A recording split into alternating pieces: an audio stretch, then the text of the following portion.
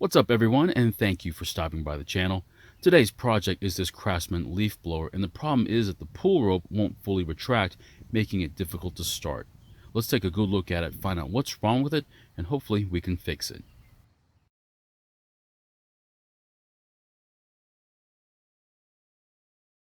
In this video, we try and repair this blower. However, it may not be the exact repair that you need to make to yours. We'll explore other options later in the video. Now the pull rope is only a few feet long, but if you can't use a couple of inches of it, it makes starting any leaf blower quite difficult. However, this style of leaf blower makes any rope or recoil repair very difficult. We have to almost completely disassemble the blower and separate the engine just to get to the recoil. And when we get there, hopefully the damage isn't worse than it actually appears. I'm going to start by taking off the blower tube and then the handle assembly. After that, I'm going to need to remove a lot of screws, and if you have access to some power tools, I would definitely consider using them.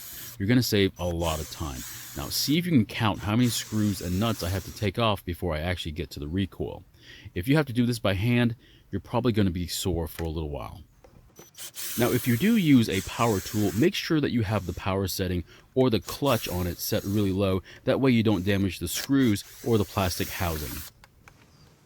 So I finally ran into a problem. One of the lower screws is covered in dirt, so my bit won't grab the screw. I think I can use some of this cleaner and help get some of the dirt out so I can actually turn it.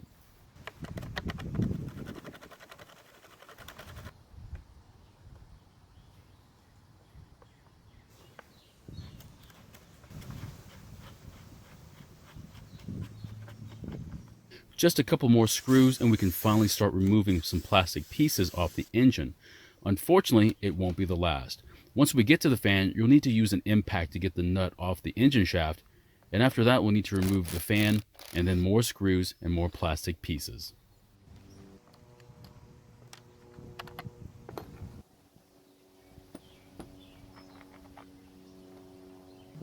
There aren't that many different types of screws and nuts on this blower, but there are enough that you may want to consider using a tray or a magnetic strip to keep them organized. Now, if you thought I was only removing screws from only one side of the blower, well, think again. We also need to remove screws and plastic from the other side as well.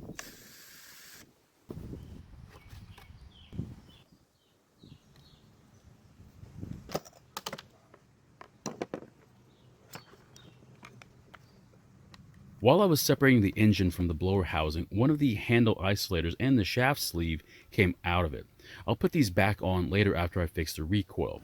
Now, to get full access to the recoil, I'm going to remove the kill switch wires from the coil, otherwise the engine will be in the way as I try to fix the recoil.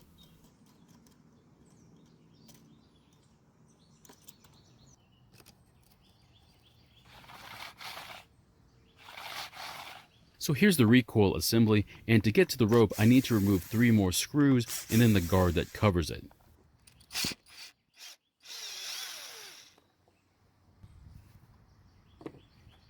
Now, to solve our pull rope issue, I plan on winding the rope on the recoil till all of it is fully retracted. I'm going to start with winding it once and then add more if needed.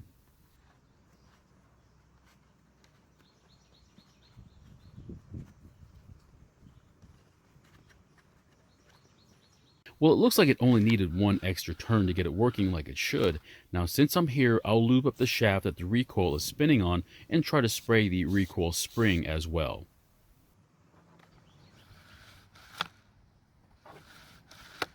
Now try resisting the urge to put more turns on the spring than you actually need, otherwise it might bind up on you when you try and pull the rope to start it. Now at this point I'm ready to put all the plastics and screws back onto this blower.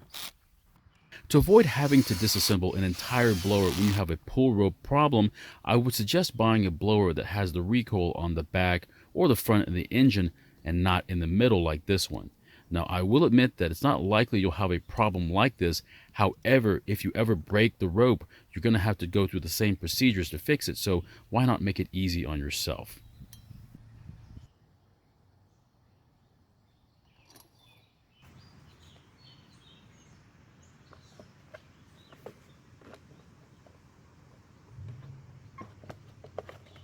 I would like to point out there was supposed to be a bearing in the plastic housing for the shaft to go through. It apparently fell off and I didn't notice it till later on.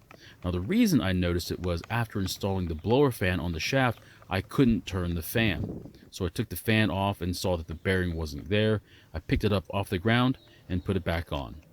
Now be very careful when putting the throttle linkage and the kill switch wires through the housing as they can get in each other's way. In real time, it took a few minutes to arrange them so they didn't get tangled up. After this point, it's just putting a lot of plastic pieces back on along with a lot of screws.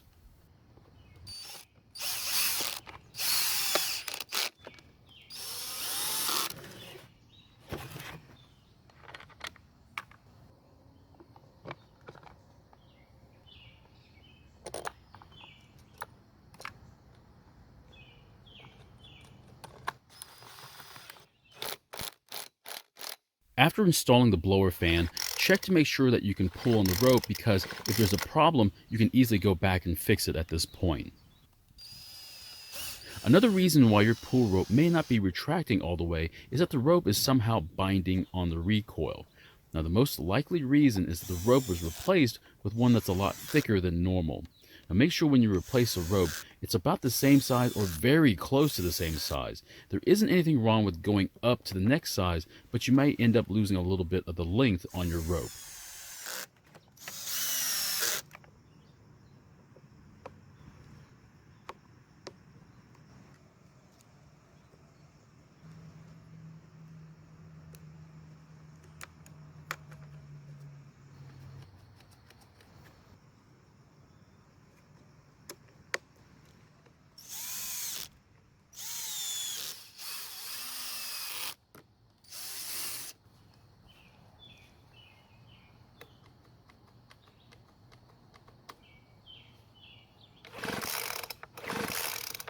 Well, it looks to be working just fine now, so I will let you know in a future video if for some reason the same problem comes back up again.